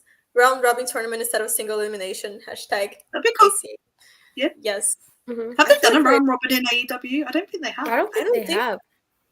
Yeah, that would be very interesting. It would be a good way to hype up the person, like that ends up winning it, to build them up to face Jade. Yeah, I'm down for that. And also to like showcase different matches, different women, like because if they have people single that don't really elimination, like if you lose first round, like okay, that would be very fun. I would be completely down for that. Good idea. So predictions for the Texas Death Match. Who you guys think is gonna win? I don't know. I really don't know. Because I really truly do think that this, which is why I don't know how the Elite House of Black match is going to end either, because I really do think that this summer we're going to get the Elite versus Blackpool Combat Club. Because like they've really been leaning into the heel stuff, like his match against Orange Cassidy. Again, if you haven't seen Rampage, Dynamite.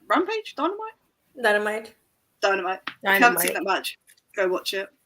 Very, very good. And Utes is like really coming into his own with the heel stuff. It's been really cool to watch.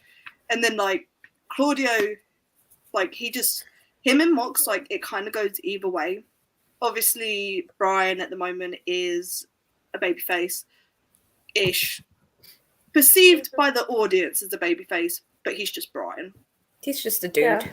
And I'm really excited. Side note, excited to see how that plays out with Bryan finally like circling back and like rekindling his relationship with the Blackpool Combat Club, because he's still in it, but the faction kind of operates like in the way that, this is a really weird comparison, but stick me, the same way that the firm does. They all do their own stuff, but when they need to be a united front, they are. So Bryan's like really just doing his own thing at the moment. But yeah, I think we're gonna get Blackpool Combat Club versus the Elite, and I think it's gonna be a 8-man tag, and that would be beautiful. Hangman's gonna finally reunite with the Elite, which has been a long time coming since like last June, and it's going to be the best moment ever. Yeah, and we would have Kenny and Bryan in the same ring again, which is like a win for everyone. So I would love that so much. Pylon said in the chat, Hangman wins, BCC beats him up post-match, Elite help Hangman. That is literally what I see in my head happening. Oh my god.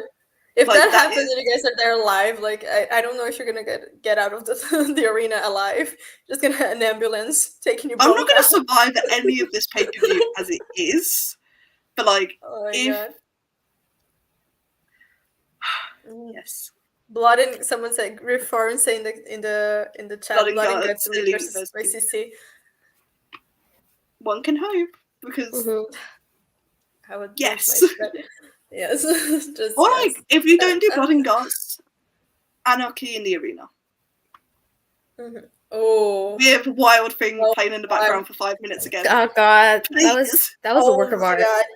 Because like, don't get me wrong, I love Carry On Wayward's son, but Brawl Into That does not hit the same as Brawl Into Wild Thing.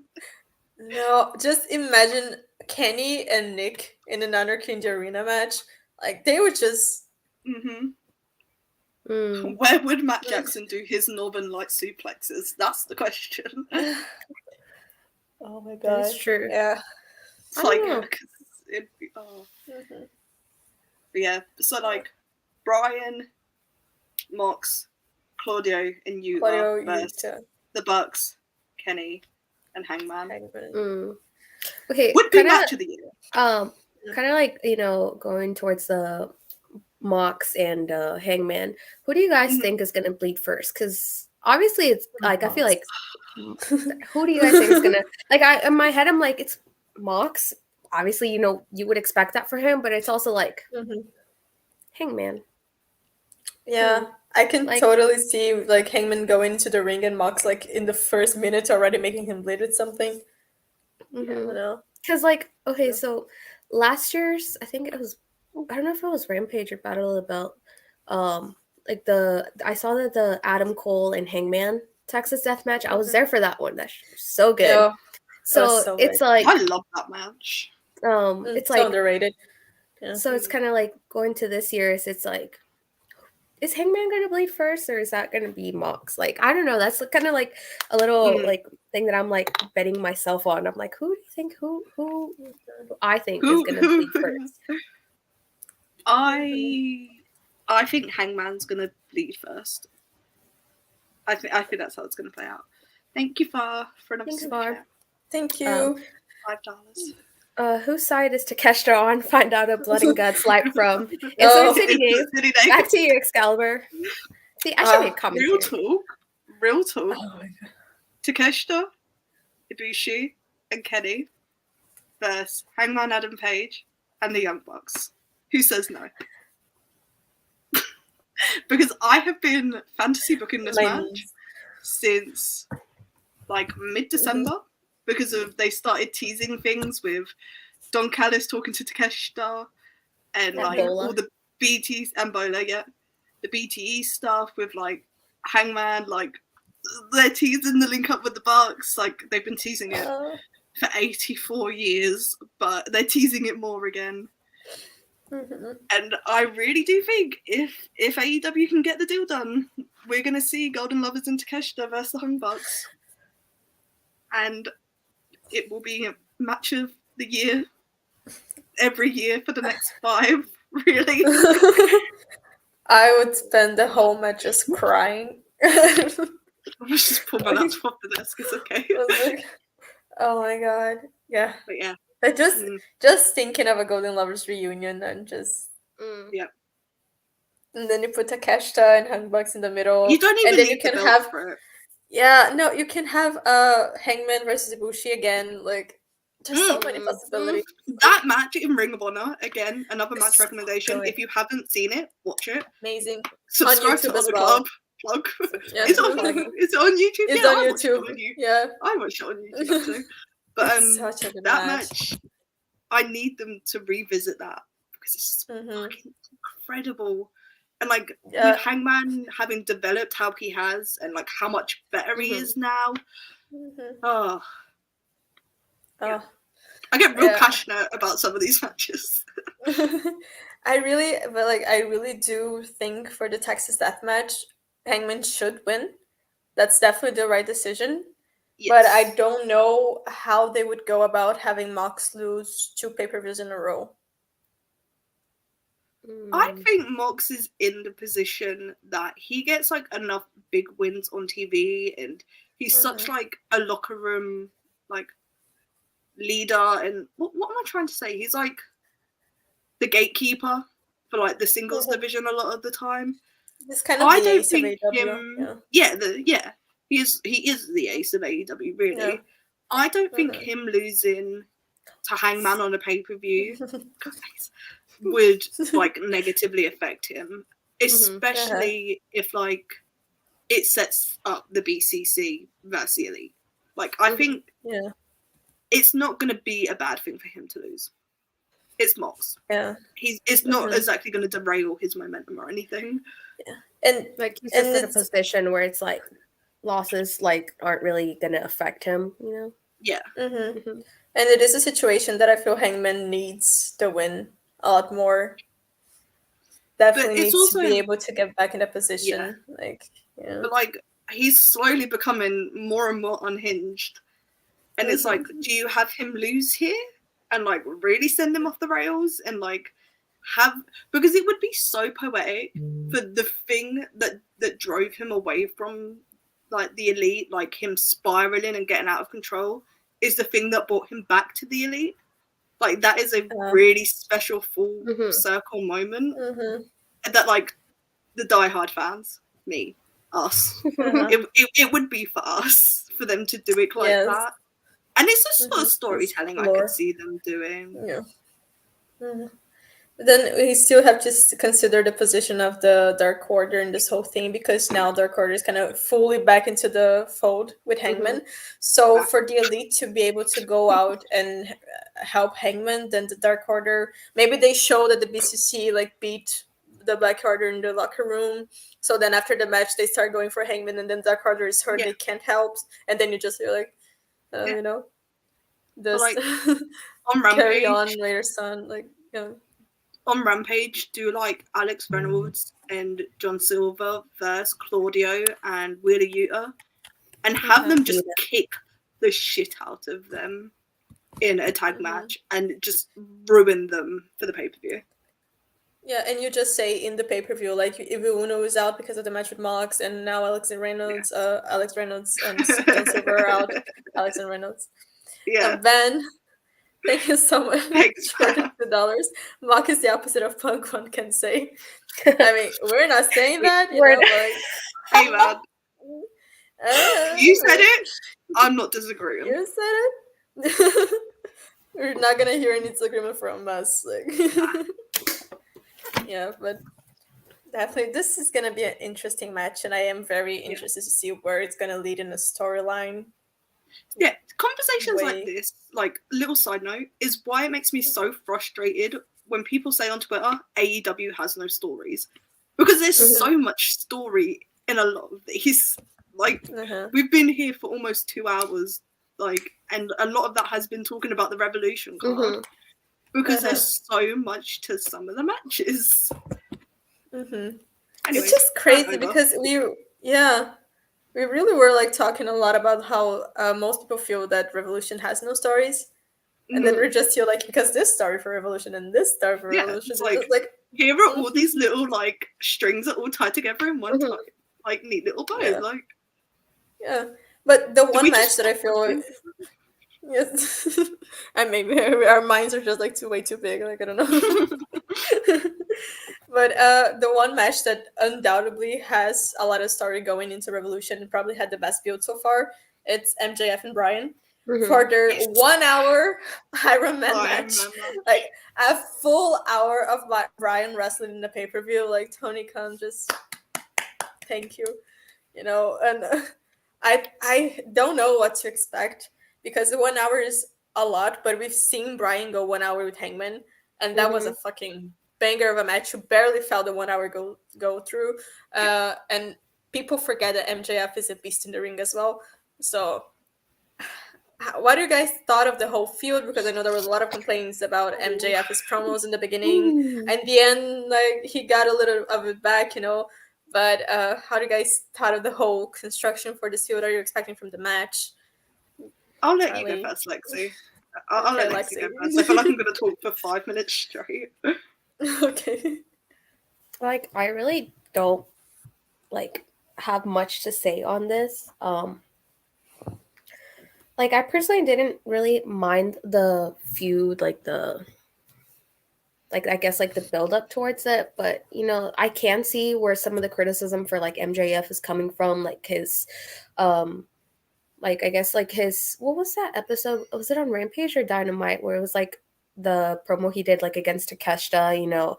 And a lot of, that, like, how a lot...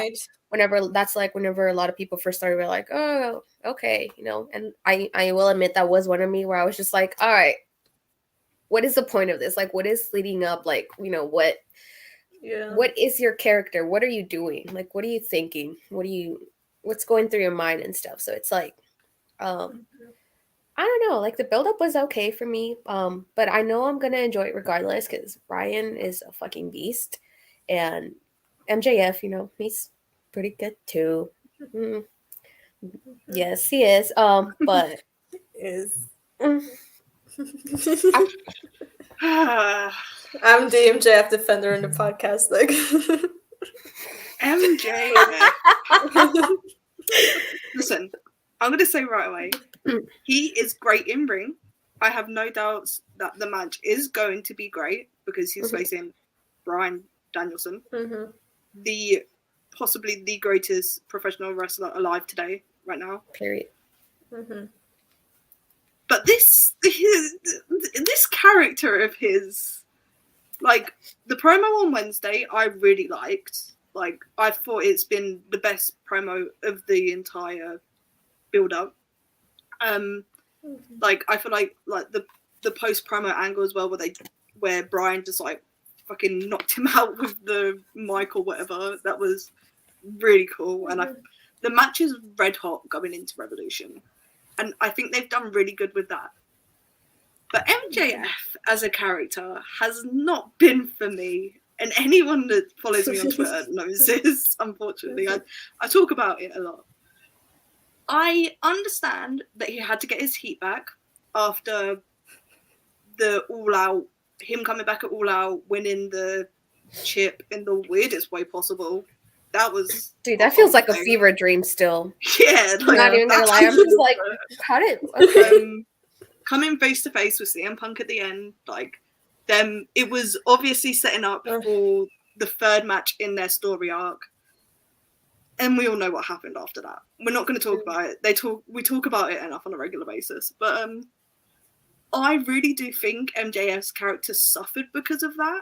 Not just because of, like, it derailed the plans, but where he was in his character momentum, like, that third match with Punk would complete the story arc and cement him where he should have been before he won the belt. Yeah. And, like, I can't blame them for, like, sticking to their original plans and, like, putting the belt on MJF. Because, like, you've got storylines you want to do. Like, I understand that completely. But he wasn't where he needed to be to win the belt. And, like, all of these awful, like, cheap heat promos, should have been done without the belt. I feel like it's just not been a great start to his reign. And because I'm anticipating him retaining, I think it'd be really cool if he didn't retain, and if Punk was coming back, they circled back to that story to finish it. But when he retains, I feel like this is going to feel like, for me, his reign really starting, because he's finally got that final character development, like with Bryan instead of Punk. So he's not really for me, and I don't feel like I'm going to like a lot of this reign, but I feel like it's going to be a lot more tolerable post-Revolution. Yeah, for sure. I do understand all the criticism from the beginning of the reign, especially the Takeshita promo. But I also do understand where that was coming from. That was really coming from a place that he said, like, okay, if he does his good promos as a bad guy, Parker's long lost child, thank you for the $1.99. Is my papa here? Just Tuesdays, buddy. I'm sorry. Go watch Dumb Guy Live, you know. But yes. So yeah, the West of Pure's lore just gets everywhere. But yeah, so I understand that it wasn't a situation that if he did his good promos, people were saying like we're getting behind him, people were liking him because the promos are good. When he wants to do good promos, he does like fucking good promos, you know. And he takes from his personal life when he gets like emotional. Like I love those promos so much. But those were the kind of promos that were making everyone cheer for him. And he still wants to be full on the heel that they had, so he needed like to do a few cheap heat just to have people like actually hating him again. And it worked. We can't say that it worked because everyone was just shit talking him for the longest time. And of course, I think that he probably knows those aren't good promos technically, but they did accomplish what he wanted them to. So I don't know, but I do think that all the Bryan matches that he had in the middle, like Bandido, Rouge, Ultimate Thatcher, all of that, like the Takeshita, were definitely my favorite part of this whole feud. By far, like every single week we were getting a crazy dream match with Bryan. When they announced the Bryan Bandido graph, I felt like I was dreaming. That was such a pop for me. It was amazing. So I liked that a lot, and I think in the past couple of weeks, MJF really got in his bag again with his promos. And this last one specifically, I thought it was very, very good. And the whole thing with Bryan, like him really being the dickhead and like talking to his kids and stuff, like, oof. I thought it was good. So I'm excited for this match. I do think, like what you said is completely fair. After Revolution, his reign will officially start. You're going to feel like, okay, this is the champion, because also he's going to have proven himself in the ring for over an hour with one of the best of all time. Like for me, Bryan's top 5 of all time, like no doubt about it. And so I feel like after that, people start maybe taking MJF as a champion more seriously. I just hope that it's going to be a big start for his reign, and we're going to get the reign of terror. Like reign of terror. I'm excited for it. I'm going to complain about it, but it'll be complaining because I dislike him as a character, not because I feel like it's like actively detrimental to the product. Yeah. Like it really depends on how they go on about it. Like who's going to be the next challenger, what's going to be the next feud, who is he going to lose the title to. It's a lot of variables, but so far I think I'm satisfied. I'm curious to see the match. I think it's going to be an amazing match. Of course, it's going to be a lot of tomfoolery. It's an MJF match. So. There's going to be 10 minutes of him just like running around, like it's going to be. I do hope because it's Bryan, and Bryan's character do not take any of that bullshit, that he just fucking grabs MJF by his hair, put him in the ring, and like, no, you're gonna fucking wrestle, you know. So no matter what. But I'm excited for this match. I'm really excited. I know. I just saw the super chat. Monty, can you put the super chat up, please? Please. If not, I'll just read it. Okay, thanks, Monty. Okay. Yes. CM Punk, $10. I am coming for that fake devil's belt. Larry, my dog, likes A.C.A. live. Thank you. Thanks, Punk. Thanks. I'm just gonna say that CM Punk never sent a super chat for Ibu, you know, just like yeah.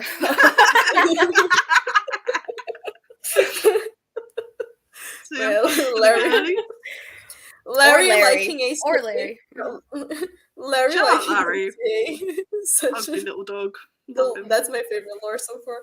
The lore. Russell Pierce The will lore. keep growing, guys. It's all right. Like, okay, so when you said like, you know, what comes after MJF, like, would you guys? Because I remember that post he made, like the list of like challengers and stuff. Would you guys make Adam Cole his next challenger? Because what do you do with Adam right now? Like, what do you? No. Adam does not need to lose his first match back. I want to see him feud with MJF. Eventually, in like 6 months. Yeah, I was gonna say eventually. Yeah. Like, for me personally, I wouldn't necessarily like make him the next challenger. Like if MJF's reign of terror is quote unquote, you know, it's gonna go on for like a few months. Like, I mean, he's actually like, you know, thinking about going down the list of like, you know, that he made. Who's next on the list? Let me see. So we've had Ricky Starks, Bryan Danielson, Wardlow. That's a possibility, but then again, Wardlow loses again. Like, what is? You know.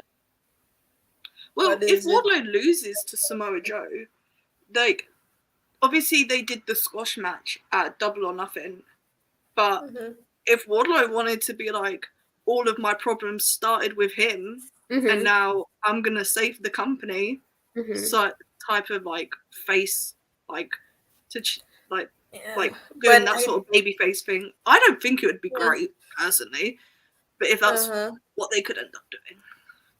But I don't think I want to see Wardlow as AEW champion.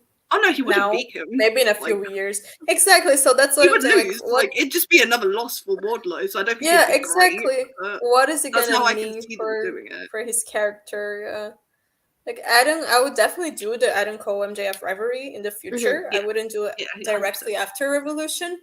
After Revolution, I think you can give him maybe like a couple of filler rivalries. Maybe those rivalries that don't go into the pay-per-view. It's just like first match back is second week of March on Dynamite. Whenever AEW All Access premieres, it's on that Dynamite. Yeah. No idea who he faces. Just excited to see him back. Love Adam Cole. Exactly. Love him. And I know Adam Cole is also one of MJF's favorite wrestlers. Yeah. That would be like it would be a really good match, especially on the mic. Both of them are just amazing. So it'd be a great feud. That's why I wanted to get time. Yeah, I would definitely run back MJF and Takeshita. Have that feud for a little while, you know, really push Takeshita even more, put him in that position as a credible challenger, give him a few matches here and there, but for example, for Double or Nothing, who I see MJF facing, I have no idea. Honestly, because there's so many people that I want to see him face. I want to see him have a feud with Eddie and with Adam Cole, but at the same time, both Eddie and Adam Cole, Eddie, for example, I would like Eddie to be the person to end MJF's reign. Yeah, me too. I don't want to see him like facing MJF now. And Adam Cole, I don't think he's gonna win against MJF for the title, but it can't be now. So MJF versus Hangman. There's so many possibilities. Yeah, and Hangman, I think that would be a really good feud as well. Especially like if Hangman wins against Moxley, then he's in the position again to have the rivalry with MJF, and I feel like it could be an amazing main event for Double or Nothing. There's like so many possibilities. Post-Revolution is going to be exciting. I'm excited for that. It's going to be the little reset, though, it's kind of needing right now. Because I feel like every few months, AEW gets in a slump, and then there's a pay-per-view, and they hit the reset button, and then it's amazing again for like half of the year. Again, yeah. Slump. It's like every year we have that moment. This year just happened to be in the beginning of the year, because it's usually close to the end of the year. This year was just earlier. But I think after Revolution is going to be a very exciting moment for AEW. And so many directions they could go in. There's so much they could do with what they currently have at hand. And like with Ring of Honor as well. That's really exciting. I hope in the build to Double or Nothing, we get more stories and like not even just more stories, because if there is stories, but I want them to be told better on a week-to-week basis, rather than trying to just focus on booking supercards and like marquee matches and like trying to pop the numbers that way. Because like not to get too much into ratings, but like last week's ratings showed that when you have the stories, people tune in to watch. Yeah. So I hope we get more of that, as well as like there's still like your big staple matches. So yeah, a lot of people are saying in the chat, Jack Perry, Jungle Boy. I feel like would be a good post-Revolution rivalry, because especially if he's making it clear he wants to go for like a singles belt, right, or like a big belt. Yeah, and I don't feel like he needs to win it right now, but just for him to be in that position would be really good for him. Yeah. And he is someone that can lose, and no one would be like upset about it. Yeah. I'm excited for him to face Christian. I hope they announce that for. Please. Do you put that on Revolution, or do we wait a couple of weeks? It's better on Revolution than on a Dynamite, I think, because it's been a really long feud. Is there any special Dynamites coming up? I don't think so. I mean, they have the one this Wednesday, but I wouldn't really say that's special. I mean, like, it's just. Plus, that card's already kind of like stacked. Have they announced anything for Rampage? No. I wouldn't put that much. Yeah, I wouldn't put it in Rampage, but that was just like a question. That's a paper, no, not if yet. If they don't do it at Revolution, like the match, the Dynamite, they're doing Adam Cole's first match back on to lead into like AEW All Access. I wouldn't be surprised if they do it on that one, because it's not going to be a special Dynamite in name, but they're going to want a big lead-in for that, like the All Access debut. So I wouldn't be surprised if they stack the card. Dustin and Keith versus Swerve and Parker, apparently, for Rampage. Oh, okay. Really? Nice. I've missed that. When did they announce that? What? Sure. I guess. Wait. Like, I read it and then, like, it registered. When did they announce that? Chat. I don't know. There's the Winnipeg show is St. Patrick's Day Slam. Oh. Winnipeg. Oh, in Winnipeg. Random. Okay. Christian? Who's Chris Jericho facing? Oh, yeah, would you have Christian lose in Canada? Because I imagine that Jack Perry's winning. Yeah, I think he would. Especially because Christian right now, I feel like even in Canada, he would be booed, so. So also, what's the Kenny match for that show? I'm like kind of going back a little bit, but for the Dynamite that's coming up, that Face of the Revolution ladder match is something that I wanted to talk about, that I was really excited.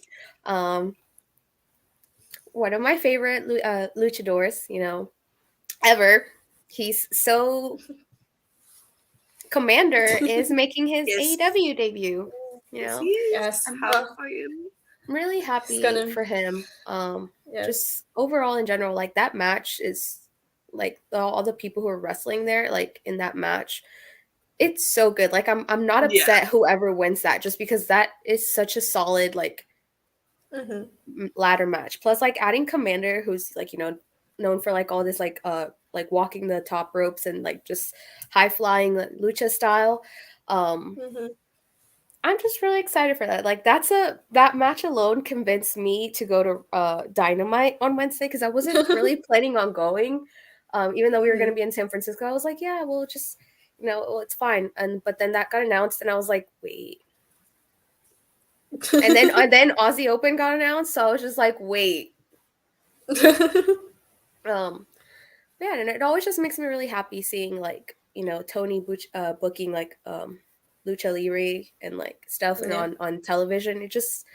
It makes me happy that there's more exposure to not just like the American style of wrestling, but like whenever he books like Joshi's and like Lucha Libre and like it's just like I don't know, that's what I really like about how like there's so many like different styles of wrestling that just have more exposure, and it's just I'm really fucking pumped about it. Like, I'm so excited for that. Like, yeah, like Lexi was saying, between Commander and Aussie Open, that completely derailed our original Wednesday plans. Yeah. So, going to Dynamite.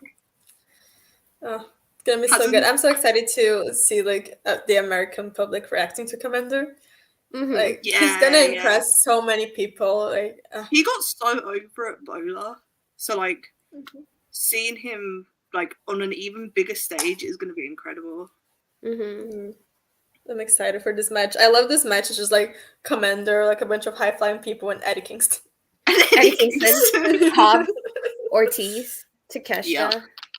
Oh my god! Like Hobbs just launching Commander about could be an fucking incredible visual. Just like leaping off the ladder. I want to look Sammy? up who's in it. Action Andretti? Yeah, Takeshita, Hobbs, Action, Eddie. Is Sammy in the match? Sammy. Commander, Ortiz, and AR Fox. Like the interactions between like AR Fox and Commander itself. Hold up. So good. Yes. Wow. In general, that's just like that match is really fucking it. And then like to those people who are like, oh, you know, where's the video package? Like, who is this guy? He literally only has 2,000 followers. It's like, do your fucking research. Don't be stupid. Don't be slow. Google is free. You can always just go on Twitter. I'll give you one for free, actually. Watch Commander vs. Arez from the Jersey J Cup that GCW ran earlier this month. Also, fucking incredible match. If you are interested, you know, in watching more Commander, I'll tweet it later on. But there's like the Jack Cartwheel and Commander match from AAA was so fucking good. Like I'm sorry, I'm just really mad that people are like you go into the replies and stuff. Are like, who is that guy? You know, can he cut a promo? He only has 2,000 followers. I'm like, just do your research. Like, it's really not that hard. Like, do you need a fucking QR code or what? Like, dude, seriously, it's not that hard. Like, it's not. Cook. Sorry. It's just. Yep. Anyways, it's gonna be a really great match. I'm really excited for him. Like, I cannot be happier for him to have like, you know, be on this level, to have exposure and just finally being like recognized, you know, for his talent on American soil, even though, you know, he has been like doing like local. It's AEW's job to tell us who is who, and commentary will probably put Commander over huge in the ladder match. But if you're curious before Dynamite, Google is free, and I really do encourage you guys to research Commander and have a look at some of his matches because he is incredible. Yes, it's gonna be a really good Dynamite that's gonna lead up to a really good pay-per-view. And, you know, all the discourse around, AEW is dying, you know, that is going to die again. And then in a few months, it's going to come back. And it's just, it's a cycle. We know that. We know how it is by now, like, you know. But it's going to be good. They're always going to be there to deliver amazing matches and everything. So, I feel like we talked about everything we needed to talk about. Before we go, most anticipated match on Revolution. The Texas Death Match for me. Yeah, me and Elite House of Black. That is literally the two that I would be stuck between. But I think the trios like wins just a little bit because of like the weight of that match for me personally. Jay White to appear.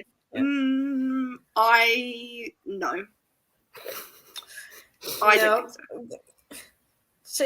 Guys, Jay White is gonna appear as Jimmy Blade in WWE next week. Like, don't worry about it. Like, you know, like he's gonna confront Cody Rhodes at WrestleMania. No, he's not. I have no idea. If that happens, it's not my fault. He's just gonna appear somewhere someday, and people are gonna complain, and people are gonna be happy. It is what it is. It is what it is. Unless he turns up on Dynamite and costs Eddie Kingston the ladder match. That would be interesting, but I don't know. Love Jay White. Hope he's happy wherever he ends up. Thank you, guys. What if Jay White versus Braun Breaker for the NXT title?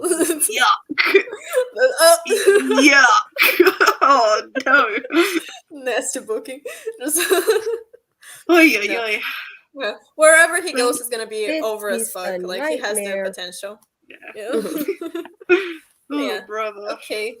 Thank you guys Thank so you guys much. so for much. We will be Everyone back. who Yes. watched, thank you. Yes, Within thank the you next to month. Lexi. Yeah. Thank you to Charlie. Thanks. Like this was amazing. Don't forget to I like, had so much subscribe. fun. Yes. Don't super chat anymore. Tune in. Tune in for us here as well. Tomorrow. Yeah, tune in to Yes. Worldwide tomorrow. And Whenever then they Dumb go Guy live. live Yes. on Tuesday. Like Dumb Guy live on And Tuesday. then Nothing Wednesday.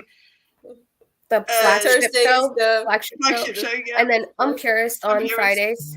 Friday. Yes. Yes. Thank you guys. Thank you. Thank you so much.